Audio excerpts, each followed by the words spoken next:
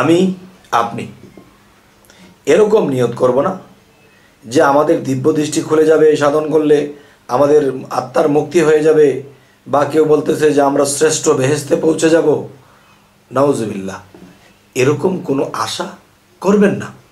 আরে আপনি যাকে ভালোবাসেন তাকে হৃদয়ে উজাড় করে শুধু ভালোই বাসেন।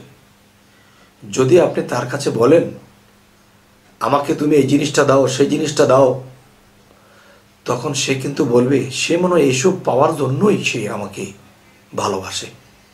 তখন কিন্তু আপনার প্রতি তার সেই ভালোবাসার নজর থাকবে না, আপনি যেরকম সেরকমই থাকবেন।